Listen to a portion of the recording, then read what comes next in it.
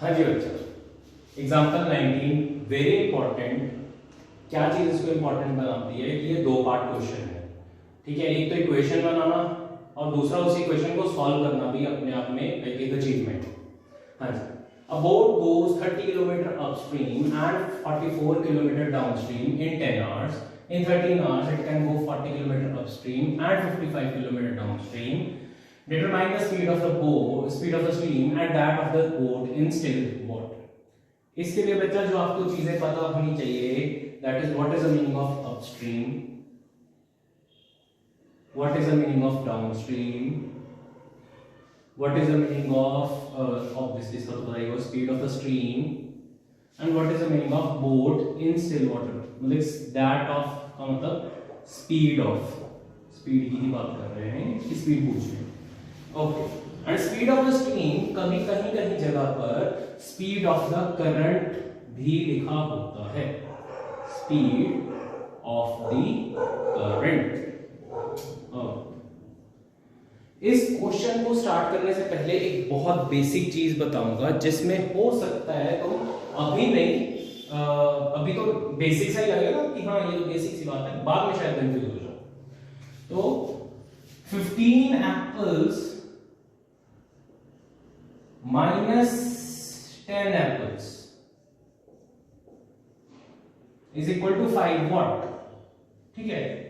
Apples ही ना, bananas तो नहीं ना, तो ये बात ध्यान में रखना कि बनानास नहीं, एप्पल्स, राइट। एंड सेकेंडली तो इससे ये बात क्लियर हो जाती है, इस छोटी सी बात से ये अपने दिमाग में डाल लो कि जो इक्वेशन के इस साइड क्वांटिटी होगी, दैट इज यहां पर एप्पल्स की बात कर रहे थे, वो ही क्वांटिटी इस साइड होगी। इसी तरह अगर लेफ्ट साइड पर डिस्टेंस होगा तो राइट साइड पर भी डिस्टेंस होगा। ये आगे भी बहुत क्वेश्चंस में काम आएगा।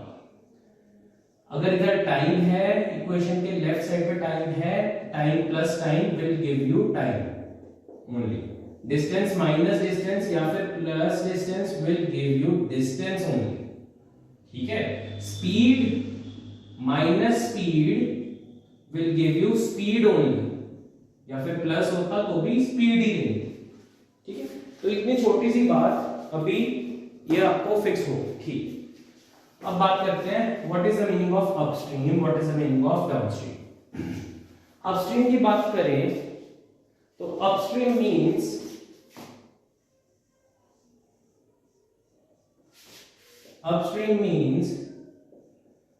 with the against the flow, against the flow of whatever is mentioned, ठीक है। एंड डाउनस्ट्रीम यहां पर पानी के साथ चल रहे हैं तो पानी के अगेंस्ट। डाउनस्ट्रीम मींस, डाउनस्ट्रीम का मतलब हुआ with the flow of whatever is mentioned, with the wind, with the water, जो भी, ठीक है। ओके, अगेंस्ट द फ्लो, इसका मतलब क्या हुआ कि 30 किलोमीटर, जब बोट 30 किलोमीटर अपस्ट्रीम जा रही है इन द स्ट्रीम, स्ट्रीम मतलब पानी में चल रही है, तो अपस्ट्रीम का मतलब क्या हुआ, ये है बोट,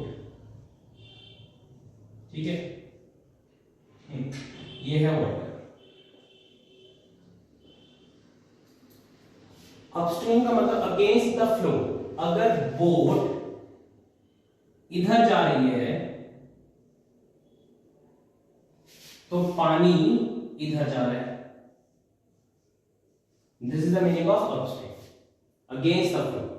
सिमिलरली डाउनस्ट्रीम मीन्स अगर बोट उसी डायरेक्शन में जा रही है जिस डायरेक्शन में पानी बह रहा है, this is the meaning of upstream and downstream. तो इसका क्वेश्चन पर कैसे इफेक्ट पड़ेगा बच्चे, इसका बोट पर, ओवरऑल बोट पर ये इफेक्ट पड़ेगा कि इसके कारण बोट की स्पीड क्या हो जाएगी, स्लो। लेट्स से बोट की स्पीड, बोट मूव कर रहा था, बोट मूव करेगी x किलोमीटर पर आर की स्पीड से, एक्स नहीं, चलो नंबर्स देते हैं। लेट्स से बोट मूव कर रही थी 20 किलोमीटर पर आर की स्पीड से, ठीक है, और ये वाटर मूव कर रहा है 5 किलोमीटर पर आवर की स्पीड से। तो नेट स्पीड, जिस स्पीड से ये बोट मूव कर रही है 20 किलोमीटर पर आवर से वो आगे जा रही है और 5 किलोमीटर पर आवर से वो पीछे आ रही है, उस स्पीड से पीछे पानी उसको लाइक फोर्स बैकवर्ड्स एक्ट कर रही है।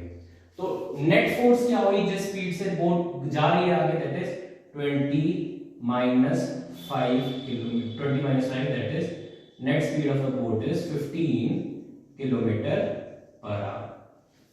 और यहां पर भी वही सीन लेते हैं, डाउनस्ट्रीम मतलब with the flow 20 kilometre per hour, ठीक है। अभी तक दोनों वाटर की डायरेक्शन एक ही रखते, चलो ताकि तुम लोग कंफ्यूज ना हो, वाटर अभी भी इधर ही है पर बोट इधर को जा रही है, ठीक है, बोट इधर जा रही है। हाँ, तो बोट की स्पीड 20 किलोमीटर पर आवर अब भी है और वाटर की स्पीड 5 किलोमीटर पर आवर अभी भी है। तो नेट स्पीड क्या हुई, अब उसका साथ दे रही है, पानी उसका साथ दे रहा है बहने में, 20 + 5 25 किलोमीटर पर आवर।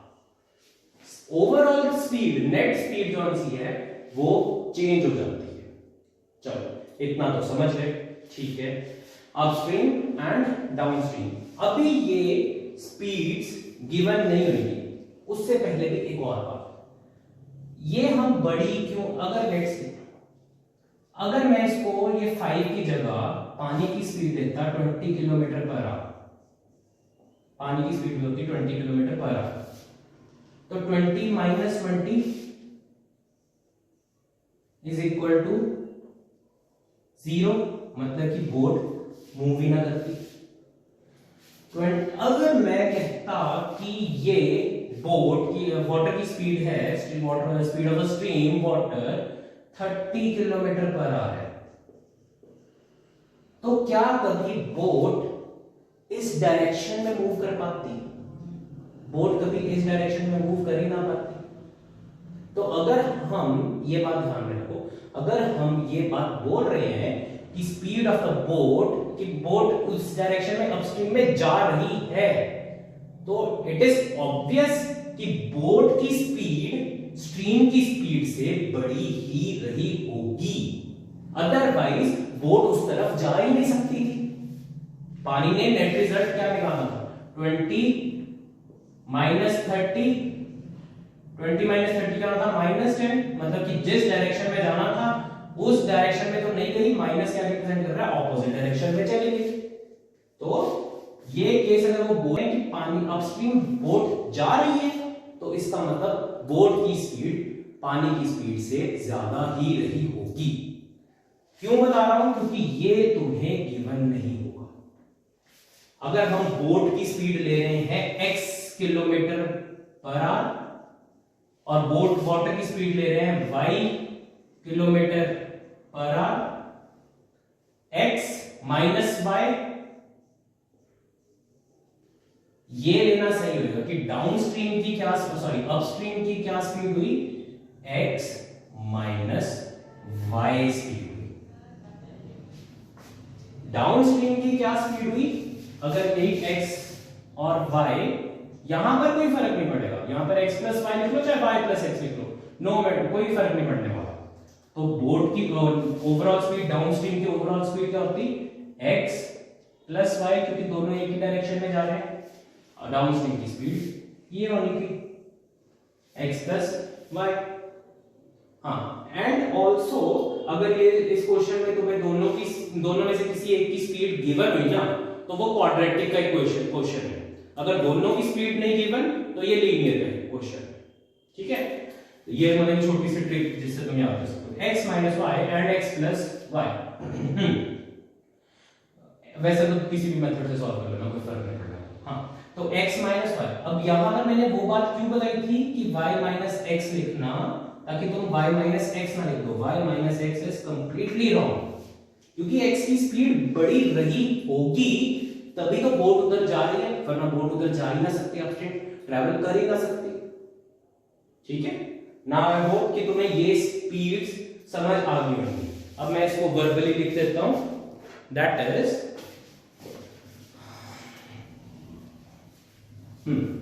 तो let speed of stream and उससे पहले हमने बोट की ले लेते, let speed of boat is x kilometer per hours and speed of stream is equal to y kilometer per hour।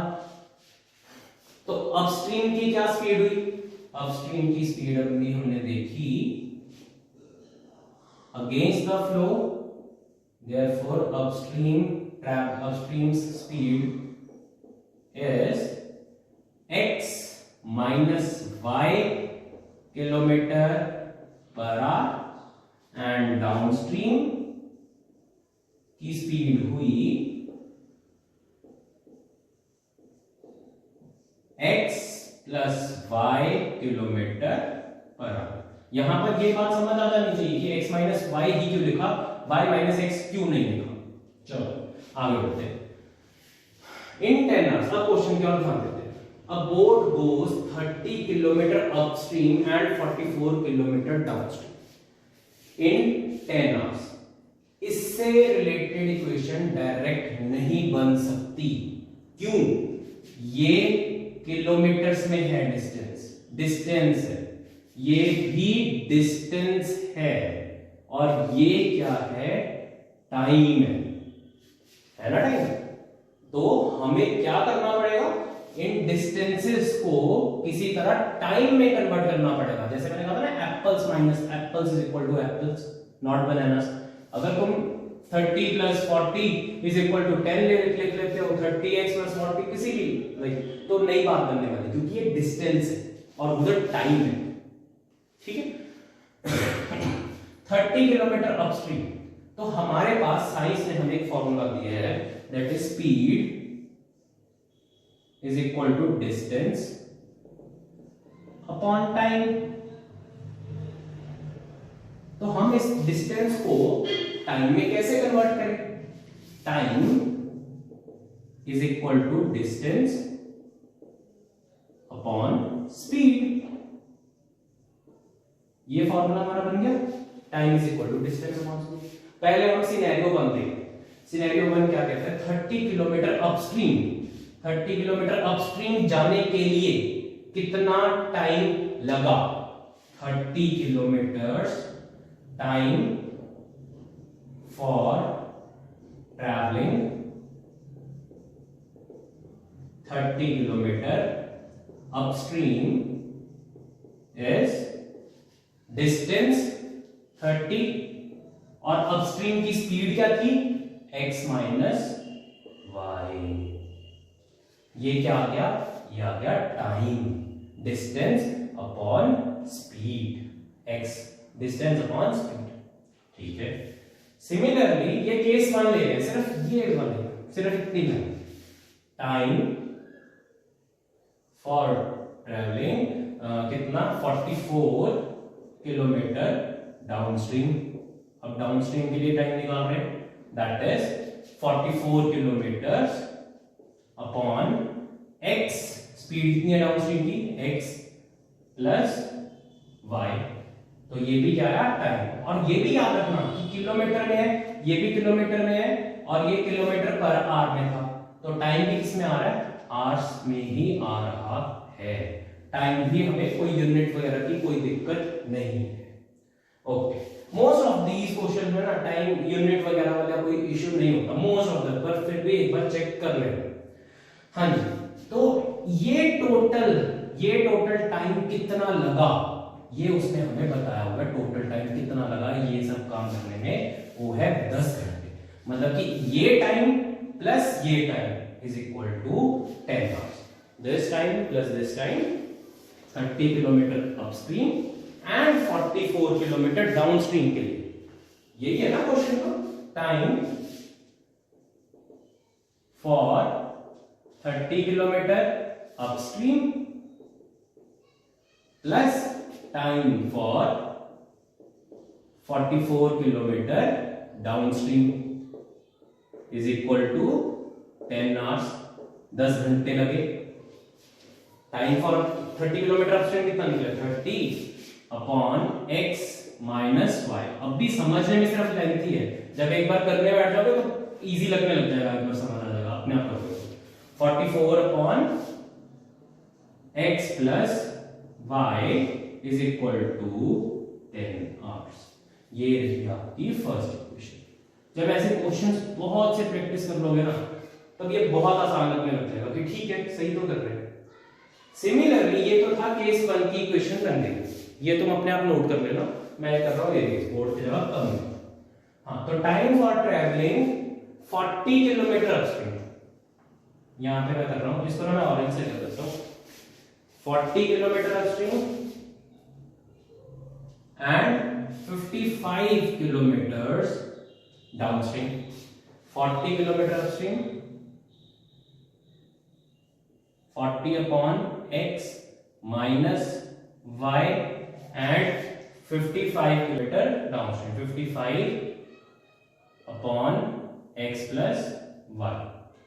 क्यों? क्योंकि ये वही वाला फॉर्मूला जो यहां पर लिखा हुआ था, time is equal to distance upon speed.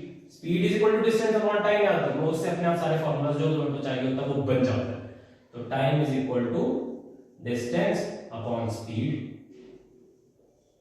यही करा ना हमने मोशन चैप्टर में भी 9th में। तो ये बनी, ठीक है। और सिमिलरली यहां पर क्या दिया गया? 13 घंटों में 40 kilometre upstream as well as 55 kilometre downstream. Time for 40 kilometre upstream plus time for 55 kilometre downstream is equal to कितने? 13 आवर्स। तो टाइम फॉर अपस्ट्रीम कितना लगा? 40 upon x minus y plus 55 upon x plus y is equal to 13 hours. 13 hours लिख लो, नहीं लिखता वो बाद में यूनिट लगा देना। तो ये बनी आपके पास दो इक्वेशन। आधा क्वेश्चन यहीं पे कंप्लीट हो जाता है, आधे मार्क्स हमारे यहीं पे कंप्लीट हो जाते हैं जब तुम ये इक्वेशंस बना देते हो। चलो, बेसिक से समझाया इसलिए वीडियो थोड़ी सी लेंथी बनेगी। उसके बाद बात करते हैं इस इक्वेशन को सॉल्व कैसे करते हैं। अगर इक्वेशन सॉल्व करनी आती है तो ये क्वेश्चन बहुत इजी हो जाएगा आगे के लिए तुम्हारे। पर मैं एक बार सॉल्व कर देता हूं, बाकी रेस कर रहा हूं, नोट कर लेना।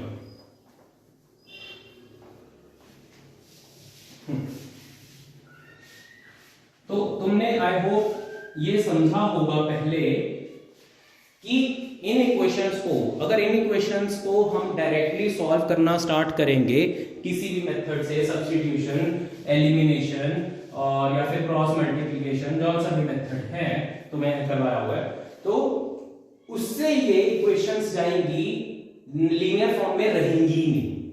क्यों? क्योंकि यहां पर तुम लोगे LCM, x minus y x plus y, कुछ ऐसा बन जाएगा।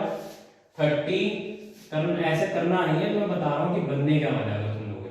30x plus y plus 44x minus y is equal to x square minus y square is equal to 10।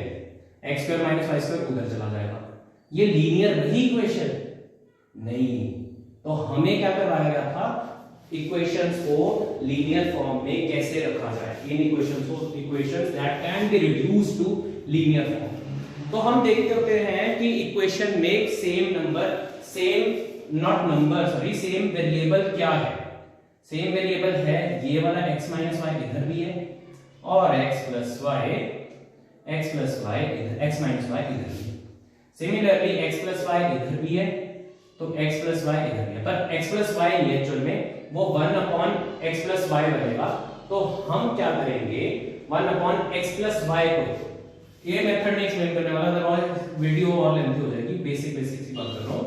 1 upon x plus y को हम लेंगे p, मैं किसी और वीडियो में बताऊंगा जिसमें तुम्हें ये याद आ जाए।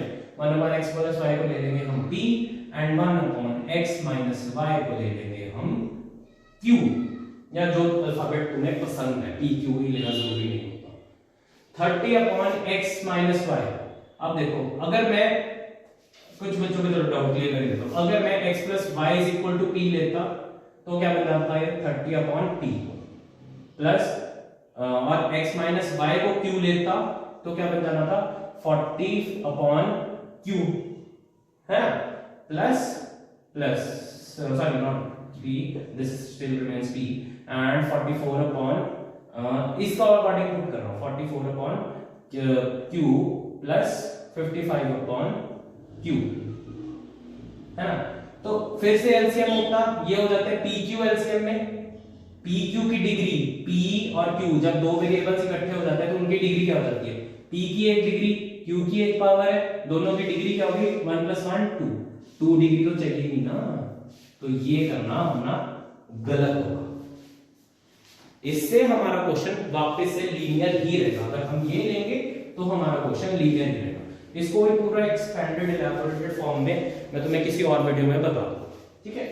30 upon 1 upon x minus y को हमने क्या लिया, x माइनस वाई को क्यों लिया, चलो क्यों, 30q plus 44 x plus y को 1 अपॉन x प्लस वाई को p, 44p is equal to 10 and 40q plus